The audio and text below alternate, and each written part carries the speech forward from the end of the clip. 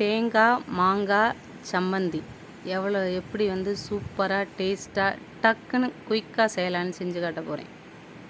ஒரு பாதி மாங்காய் எடுத்து நல்லா தோல் சீவி சின்ன சின்னதாக கட் பண்ணி வச்சுக்கோங்க. ஒரு அரை கப் மாங்காய், ஒரு அரை கப்பு தேங்காய் துருவல் எடுத்து வச்சுக்கோங்க. அதுக்கு காரத்துக்கு தகுந்த மாதிரி 4-5 காஞ்ச மிளகாயும் கொஞ்சோண்டு கருவேப்பிலையும் எடுத்து வச்சுக்கோங்க. மிக்ஸி ஜாரில் தேங்காயை போட்டு இந்த மாங்காயும் போட்டு இந்த கருவேப்பிலையும் காஞ்ச மிளகாயும் ஆயிலில் லேசாக வறுத்துக்கிறங்க.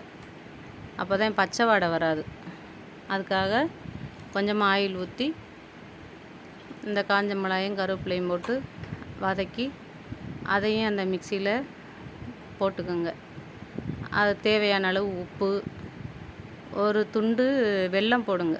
வெல்லம் போட்டிங்கன்னா இன்னும் டேஸ்ட்டாகவும் சூப்பராகவும் இருக்கும்.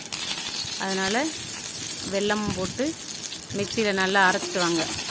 ரொம்ப நைஸாக அரைக்காதீங்க, கொஞ்சம் நரன்னு அரைச்சிக்கோங்க.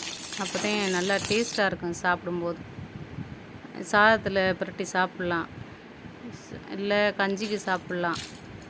சூப்பராக டேஸ்ட்டாக இருக்கும், செம்மையாக இருக்கணும். நீங்களும் ஒரு தடவை இது மாதிரி செஞ்சு சாப்பிட்டு பாருங்கள். பாய்.